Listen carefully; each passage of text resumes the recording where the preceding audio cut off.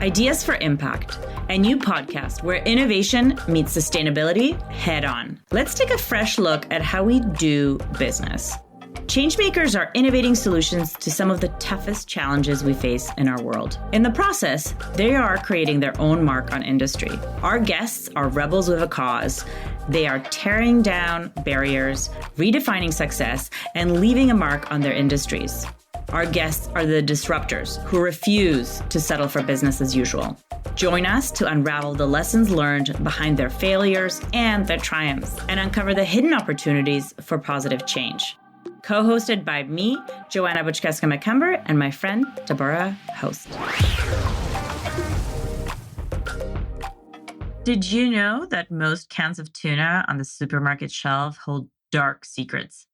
Exploited fishermen, dead sharks, and dying oceans. Fishing vessels often use methods that wreak havoc on marine life.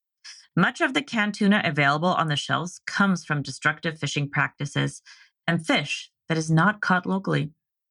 Enter Scout Canning, a certified B-Corp and proud 1% for the Planet member. They're the first craft canned seafood line to source 100% of species in North America. This is huge. Today, we're joined by Ed and Bent to share their story of building Scout and their journey to acquisition. Let's start with Scout Canning. Why don't you share with us what's Scout? Why did you start this business? What's Scout's story? Sure. So Scout, most recent venture, started actually back as a side project in 2014. Is the original concept of my co-founder, Chef Charlotte Langley, who was already working in responsible seafood supply chains as a chef and getting consumers to try new things to increase biodiversity and seafood consumption. And she created a novelty packaging format of those products, which was bringing tin fish back and making it cool again. And it was kind of an extension of her personal brand as a chef. And she was kind of serving up her dishes in tins as a novelty packaging format at a lot of events and catering gigs. And my background was in food systems and tech and brand building. And I'd always known about how messed up seafood supply chains were. It's a globally traded item. And then when I agreed to help Charlotte with a bit of strategic planning to grow the company from its side project into a real business, I did a deep dive for 6 months on the seafood industry. And as an already eco-conscious entrepreneur, climate action oriented, and food system thinker, I was shocked and appalled at how fucked up the seafood industry really was when I got into my deep dive. The labor component with so much debt bondage and human trafficking in sourcing globally, the kind of mass consumption of tuna, shrimp, and salmon, the equivalent of chicken, beef, and pork on land, and how that's created this insatiable demand both in wild fisheries and in farmed fish. So it had all the fixings of an opportunity to kind of, build a brand in this space that could connect consumers back to ocean health and climate action through delicious food, and actually try to get them to move away from some of these hyper popular species and monoculture species that we have in seafood. So Charlotte and I, along with our third co-founder, Nate, were able to come together to build Scout. And then that's what we've been doing, essentially kind of transitioning from that side project in 2018, and then commercially launched the brand that you see today in 2020. And 5 years later, we've grown to 7,000 retail stores across Canada and the US, and have been kind of building on that mission ever since. So this is such a, the company is such a big play on sustainability and impact. But we know that sustainability is such a long-term commitment, and especially like in your industry. So I would assume that all of you came together with really this passion to create change in the industry with your product, and is so tightly knit with your own personal values for many entrepreneurs that do start on this path. I wonder if you want to chat to us a little bit more about what kind of strategies you actually implemented, whether it's just you or your co-founders as well, to ensure that there's just this longevity and continuous improvement in terms of sustainability impact that's sort of embedded in your business. Like, how did you approach that? And I'll kind of refer to the three of us now as the collective we. And so when we set out to build Scout and scale it, we really looked at what every other kind of seafood company, at least on the CPG side, what they were focused on, how they were sourcing. And most of it was global supply chains that were very far removed and not localized. So we focused on setting up shop domestically in our own backyard where we could meet with our fishers and have community-based relationships, have indigenous connections and knowledge supporting our work, and be able to kind of touch and feel our supply chain. So we first got going in Prince Edward Island, where Charlotte's from, and then here in BC where I live, eventually got started out here with salmon and tuna. We're in PEI, we were looking at lobster and mussels, which are domestically produced there.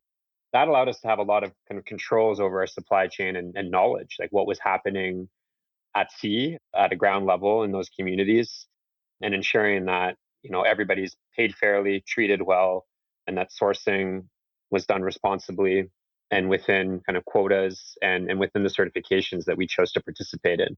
So by being that close to the supply chain and starting on domestic production and sourcing, we were one of the only brands to really try to tackle that. I mean, labor is expensive here, the cost of the raw material is higher, but it was the right thing to do. And that was really the core differentiator of the Scout brand, was to be the local kind of seafood brand, but was available across Canada and the US from trusted sources.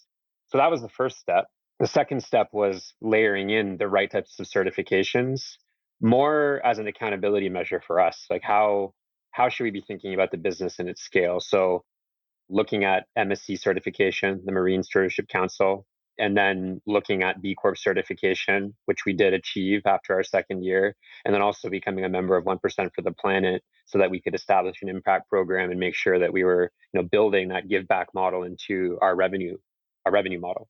So those were kind of the early foundational steps that we took to focus on sustainability, and then to have those values continue to scale with us as we grew. Now, that became a lot more complex as the business evolved and got bigger. There's cost pressures that start to come into play. There's more consumer demand for more typical species. Investors want to see higher margins and more returns, faster growth. And that's when you start to come up against some friction, right, with how you began the company, and then decisions you have to start to make in order to grow it. But we really kept those values, our original mission, which is to connect consumers back to ocean health and climate action through responsible seafood.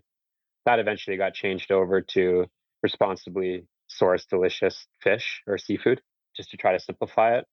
But yeah, the early days, I would say, and as a smaller organization, it's quote unquote easier to be more responsible and to have a more sustainable lens. And that just becomes incredibly more complex as the business grows.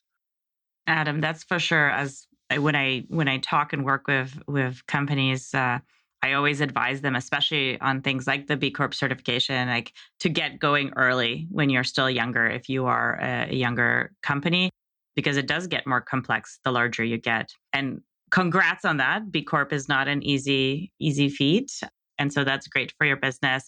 I'd love to learn more or hear more from you about that process of B Corp certification, because it's not just for your product, it's really looking holistically at your entire company. What was that process like for you? And what were your biggest learnings from that B Corp certification process?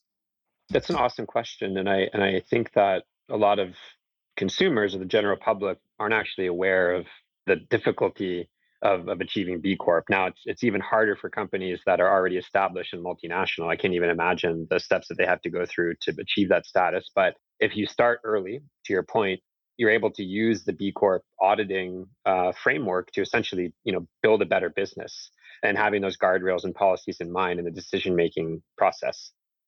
I essentially used the auditing process over that year and a half it encouraged me to think about things that I wasn't thinking about in the business. So, of course, we treated our team well, but even things like maternity leave and, benefits packages for employees, all the way through to the amount of carbon that your supply chain is kind of burning and transporting these goods or harvesting the seafood.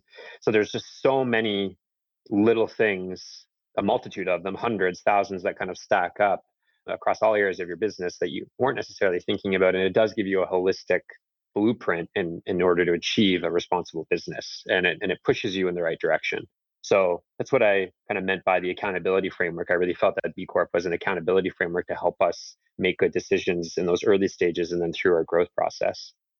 So it was a lot of deep work in the supply chain, understanding how far our products are traveling, the logistics involved, how many people were kind of touching our products through that supply chain, the labor that's being used, the compensation that those folks are receiving, and then the degradation that happens in the global seafood supply chain versus the local supply chain. And we had some global sourcing. So we had to really kind of look deeper into that supply chain, travel more to our Mexican operation, and really kind of get those answers. So B Corp certification is amazing. I think that there's a world where it could start to be used for some greenwashing or blue washing, depending on how B Corp is utilized.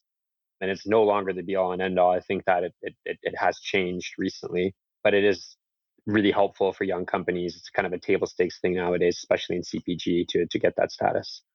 When it comes to certifications, especially from my experience in aquaculture, it does matter for sure. What did you think in terms of the market, the return on investment? Like how did that play out? I mean, I've really struggled with this for so long. Ultimately, there's so many of us in seafood or other food categories, land-based, that have tried to solve this. I mean, or the organic movement is still only 5% of total grocery sales in the United States. Now we have regenerative, which is an even larger standard that's being applied that those same once organic consumers will now gravitate towards. But if we're really being real with each other, we're talking about accessibility of those foods for the top 2% of the population. Growing more responsible food or harvesting more responsible food is generally more expensive. And when you layer in certifications for the producers, there's extra costs associated with them. We all want the credibility. We all want to authenticate responsible supply chains. But when we think about what's highest leverage, if we're really going to impact climate change, if we're going to shift consumer behaviors and food purchasing, we have to make it accessible price wise. And that's the hardest thing that any food company is trying to solve. So I think the certifications are helpful, but ultimately the broader market is cost conscious, and they're going to be purchasing food first on price, second on flavor and familiarity, and then third on sustainability and certifications. So I think it addresses a small part of the market, and I think that they're still really important to do, and they're really critical to the core value of a business. But if we're being realistic and pragmatic, the majority of US and Canadian households do not have the either financial means to care enough, even if they might want to purchase that, or it's just not enough of a priority because they're worrying about paying their bills and making sure there's enough food on the table. So I'm a little bit in conflict with certifications. I do think that they're helpful North Stars, but they're not a solve for the climate crisis that we're in, or in terms of food security and how to improve that for folks. I agree with you. I think it's not black and white. It's not like, yes, definitely get this certification and you are going to be known as like an impact first business. Yeah, I think if we could get more consumers buying mussels as a protein source, as a regenerative protein source, versus them buying an ASC certified or MSC certified salmon fillet, yeah, whether it's wild or farmed, then we would be winning. It's actually trying to encourage consumption of more responsible food sources and increasing biodiversity across all foods that we're consuming in North America that can help kind of fix some of the issues. But yeah, the certifications are a way for some brands or producers to stand out, and they are important. The biggest value that I do see is that it acts as a forcing function for larger established food brands or multinational brands. So when Scout first started in 2014, but really kind of 2018 into 2020 on the commercial scale, we were the only, if not one of the only, apart from Patagonia, champions of seafood as a B Corp company. We were the only seafood company that was B Corp at the time. We were actually one of the only, if not the only, 1% for the planet member. We were very early with MSC in tinned fish.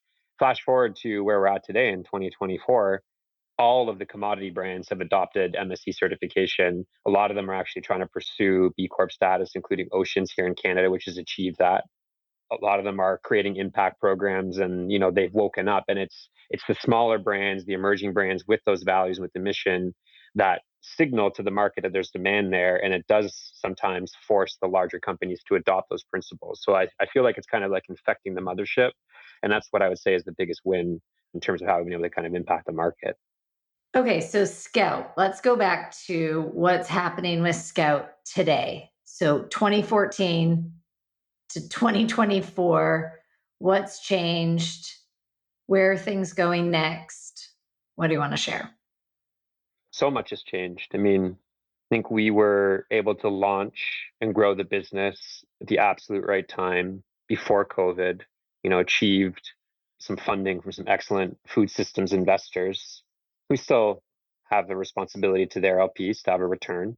But we were mission driven, and we had the support of those investors to continue to grow the brand, and really gave us the financial means to kind of punch above our weight and start to push into larger retail channels and develop more products and innovations. COVID hit.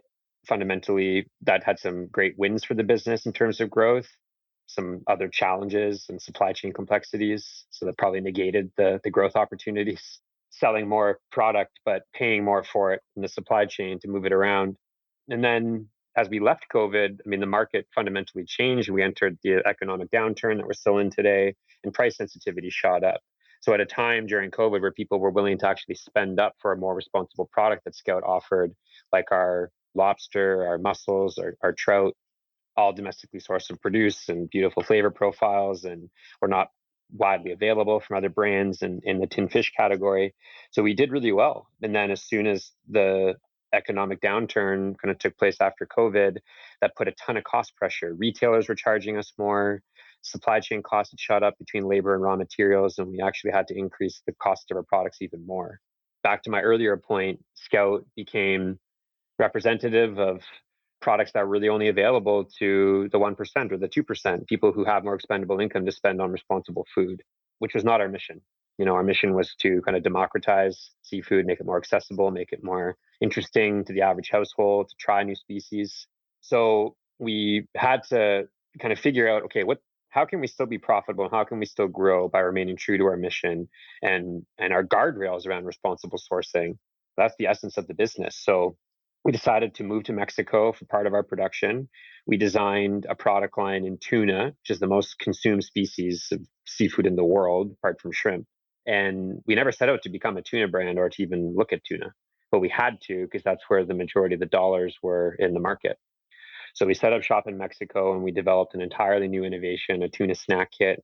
We built these little adult lunchable kits that have a can of tuna, really high quality in olive oil, these crunchy mix and blends that we made that have different nuts, seeds, herbs, and chilies. And you get this amazing textural, flavorful, high protein, very responsibly sourced product at a more realistic price point. And that's what moved into Walmart and Costco and Albertsons, these kind of conventional retailers across the US. And that was meant to act as the primary revenue driver now, so that the biodiverse and more expensive products that we had made could be supported by that expansion into tuna. But now you have us adding more tuna to the market, which is already overfished, in a way to kind of support our mission around increasing biodiversity and seafood consumption. And then trying to be both. We're at a brand that's in naturalty and specialty retailers, and then now a brand that's also gone into the mass market. And they're almost like two different opposing corporate personalities or brand personalities, and very different consumer segments as well. So we were able to raise a bit more capital. And then over the last kind of year or so, we had grown so fast into all these retailers, but now investors and CPG investors were really pulling back. They were focusing their investment dollars into companies that were already profitable, or they were looking now at entirely new opportunities. And if you were in any kind of hot water or kind of growth pressure without really strong margins, then it was difficult to get funding. I consider myself a great fundraiser. I've been doing it my whole career, and we had some amazing, amazing investors. To this day, I don't hold them responsible, but we weren't able to successfully get around. We had multiple term sheets come together. We were an inch away so many times and be able to bring in more capital to continue to grow the business and stabilize it. But unfortunately, we couldn't. So we were put in a position where we had to look for a partner to sell the business, to integrate the company into a larger entity so that we could continue growing Scout and its mission, but without being venture backed and now being under new ownership. And that actually happened over the last several weeks, finally.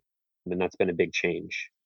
So we're no longer independently operated and venture backed. We are now owned by a larger seafood company, but we still have the capacity and the means now with corporate resources to grow the brand and our mission rather than, being on the hamster wheel of fundraising for it. And there's a lot that changed between the fundraising landscape, but also in general for impact brands. There's so many of us, not just Scout, small emerging brands now have their hearts and minds in the right place. They're generally impact driven. They generally have a mission. They generally stand for something. But we all have our impact eyes bigger than our stomachs, and the reality of living and having to create a for-profit business and to get to profitability sooner rather than later is at odds with the mission sometimes. And as much as we'd like to think that this patient capital is out there, I hate to say it, but it's not really. We, for all intents and purposes, should have made it. We should have been able to receive more funding and keep going, but we couldn't. And that has a lot to do with the economy. But I think also has a lot to do with how investors have changed their mentality around impact versus profitability in a time where cash is not as fluid as it once was before COVID. Would it have been better as a nonprofit? Like, did you ever think we should have just started this totally? Like, because when it comes to impact first business, there's two ways you can essentially govern and structure these businesses. One is through the nonprofit lens, and the other is like a for profit social enterprise type of structure. So, what if you would have gone the other way? Would that have worked? Yeah, another great question. And I'm actually at the moment quite fascinated with the intersectionality of models between the nonprofit and the for-profit sector. And maybe we could talk about that as it relates to climate change and climate tech in a bit. I had always seen and kind of lived within Scout as somewhat of a social enterprise, but not disguised as a nonprofit. I mean, we were still looking to bring a return to shareholders and to prove out that you could have a responsible seafood business and still make money. And that was really important. Like that was the kind of business mission behind the scenes, separate from the consumer mission that we had. And I communicated about Scout as a social enterprise. I mean, we were able to support various nonprofits here in BC and internationally. We helped reforest kelp. We worked with Raven on some Indigenous kind of social environmental justice issues. We talked about human trafficking in the global seafood supply chain and worked with Not for Sale and did some campaigns there to generate awareness and education about the issue. And we were doing the type of work that you would see from NGOs and nonprofits with the funds that we had available and our marketing budgets and some of our profits to be able to kind of put that back into the impact program. And had we changed over to a more social, a social business model or a nonprofit, maybe we would still be here today. But there's a lot there to unpack. And at the end of the day, I think we're still, a for-profit business, even though we were doing all of this work. We had to kind of remain in that kind of for-profit space, even though I felt very adjacent to NGOs and kind of the impact organization with seafood and our oceans and waterways. And it's something I'm continuing to think about and I'm really fascinated with, because I think a lot of the work traditionally done by nonprofits and NGOs is now being done by private companies, for-profit companies, and those lines are getting increasingly more blurry, especially in our climate emergency. And we're going to continue to see that trend forward over the next 10 years. That's such an interesting point, especially as we look at hybrid models of organizations that are trying to make impact, but at the same time figure out how to be financially sustainable for themselves, right? So we're seeing lots of different sort of variations of what impact-driven for-profit could look like. But at the end of the day, there is always this tension in those models between profit and actually keeping true to that mission. It's inevitable, right? Because in order for you to be able to actually do the work that you're supposed to do and actually meeting that mission, you do have to make a profit in order to get there. How did you manage that tension within the work that you've done? Obviously, you've told us a bit of that story, but how did you navigate that with your co-founders and sort of talking about, where do you draw the line? Where do you draw the line on sacrificing profit for mission and vice versa? Oh, I mean, it resulted in a lot of friction. I think my relationship with both my co-founders, with Nate and Charlotte, was very strained. I think Nate and I, coming from more of a business background and having built multiple startups before, we'd been through, some failures, a little bit of success, but mostly failures in company building. And that is the path of entrepreneurship. Businesses are experiments at the end of the day, and you do everything you can to try to make them work, but they're not always guaranteed outcomes. And for Charlotte being, a seafood chef and a creative and the original visionary behind brand and collaborating with us on that original mission, it was really hard for her to maybe not have the full understanding of the business decisions that we had to make to try to keep the business stabilized and growing. And that was at odds with what she wanted for the business at scale. And Nate and I were right there with her and wanting those same outcomes, but we also had to live in the reality of keeping the business operational, keeping the lights on. That created a lot of strain on our relationship. It's one of my biggest regrets. It really hurt us and our friendship and our relationships, but I believe that once the dust settles and we're kind of through the transition a bit more, it'll become clear that we had to do the hard things, which meant also having to sell the business. We were looking at Mexico, we're looking at our domestic supply chain in Canada, the species that we were sourcing, and layering that against the fact that these products were inaccessible to a large part of the market. We made something that was expensive, and that actually was in conflict with the mission. We're trying to make products accessible and not priced out of most households. So there's all of those kind of competing factors, and we were still able to maintain our B Corp status, of course. We were still contributing to our impact program with 1% for the planet. We were still only sourcing MSC certified wild caught seafood or responsibly sourced farmed or aquaculture seafood. So those guardrails remain in place, but having to move to Mexico and setting up labor there, we're now paying $18 a day versus $18 an hour. Now, for folks there domestically in Mexico, that's a good job in the region that we're operating. When you compare that to what we were paying folks here in Canada, that could be seen as us selling out or exploiting labor in some ways. That's just an example and one of many. So lots of decision makings around stabilizing the business and trying to keep it growing, along with keeping the guardrails in place for responsible sourcing and all of the original values and the mission of the brand. And I mean, it definitely had its toll on all of us. Yeah, I think that probably mimics a lot of founders' journeys through just the ups and downs of raising money, trying to grow a business, going through a variety of different world events that are putting pressure on performance in a business. I'm super curious to hear your thoughts about, obviously your business you took on equity investment in your business to grow. What do you think would have happened if you didn't take equity investment? Do you think your type of business could have grown through just bootstrapping? I think one of the biggest conversations I have a lot of the times with impact founders is this question: do we need to take equity investment in order to be able to make the impact we want to have? And there's certainly a subset of entrepreneurs that choose not to take investment. What are your thoughts on that? If you can bootstrap your business, absolutely do it. I just don't think that it's realistic when I mean, it's amazing if you have that opportunity, depending on your innovation, your product, your service that you're building out. If you can bootstrap, you should 100% do that. I mean, having more control of your company and the decision making for the longest period of time is only going to benefit you as an entrepreneur in the end. And if you have that privilege of being able to bootstrap your business, that's amazing. And you should take that opportunity and don't get distracted by the shiny objects. Because if you have access to capital today for the right reasons, it'll probably be accessible for you in several months or years for the right reasons. For our business, I mean, we were developing tin fish. There was just no way that we could get off the ground to do what we were doing, at least at the scale that we were looking to achieve, without outside capital. Also, those investors led us into some really key relationships, like launching us into Whole Foods and some other really amazing opportunities that added a ton of value. It's possible that I think we could have raised that last round and then really just underspent and really battened down the hatches and then really kind of shifted our focus to profitability around rather than just growth for the sake of growth. And I think that's a slippery slope, because as soon as you take in your first round, you use that capital for a year, you achieve certain benchmarks, KPIs, then you go and raise more capital because you're ready to grow again. And then investors, every time you raise more money, have more and more expectations for that growth and for you to deliver on the plan that you put out to them to raise in the first place. So I don't think it was possible for Scout.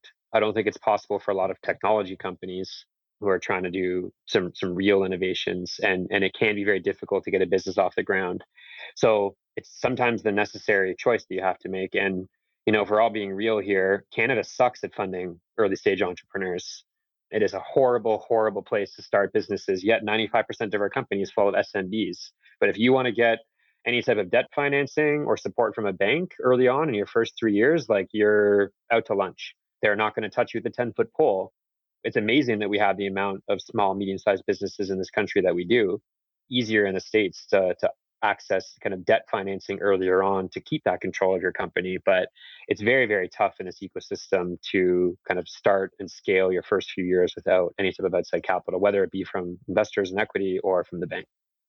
Adam, this has been a great conversation for so many different reasons. And I'm hoping that of our listeners, there will be some rising change makers. So, knowing the struggle, knowing the challenge of trying to do this work, of what it really takes, what advice would you give to someone who's like, I want to solve deforestation, I want to clean the oceans, and I'm going to create a business to help do it? Like, what would you tell them? Kind of going back to what I had said earlier, I think if you're an entrepreneur that is purpose and mission driven, you got to keep on shooting your shot. Every business is an experiment. We can surround ourselves with the best mentors, learn from our past mistakes, bring in great investors, stress test our business models, experiment, but like it's ultimately not guaranteed. And I think when you are courageous enough to be an entrepreneur and to go forward and to create something new, you also have to accept that failure is a likely outcome as equal to its success. And there's a little bit of helpfulness maybe in blind optimism, and you kind of have to have that relentless optimism to get through the hard parts. But be prepared for failure and accept that as a reality. Like doing new things and doing hard things and taking risks is all part of the journey. And failures are going to teach you more than your wins. And I wish there was a different word for failures, attempts maybe. And you got to keep going. For those of the listeners that are impact and purpose driven, and I'm assuming most are that are listening to this podcast, it's all of us together cumulatively that are going to be able to make an impact, all of us trying. And we really do only have 10 years to make a difference. That number is not being used lightly. So shoot your shot, give it a shot. And if it doesn't work out, then you're going to have the support of your friends, your family, and community to, recharge and then go out there and do it again. But think about your business or your innovation as an experiment. And if you take that mentality to it, then it can make it a little bit easier to navigate the hard times. Thank you. I think that's great advice. I'm going to take it myself. And anyway, so with that, thanks for joining us. Thank you, Adam. Thanks for having me on today. I really appreciated the conversation. As we wrap up today's episode, we hope you're leaving with some insights, inspiration, and perhaps a spark of an idea. At the core of every story we cover lies the undeniable truth. What truly drives impact is the relentless pursuit of change, paired with a deep commitment to the greater good. We're always reminded that making a mark on the world is not easy and isn't just about breaking through barriers. It's about thinking differently about what impact means in our world and what is possible in creating it. Thank you for joining us on Ideas for Impact, where rebels with a cause redefine the meaning of what is possible. For more episodes that challenge the norm, follow us wherever you listen to podcasts. And if you're interested, dive deeper into our journey at ideasforimpact.ca. Until next time, friends, keep pushing the boundaries of what is possible.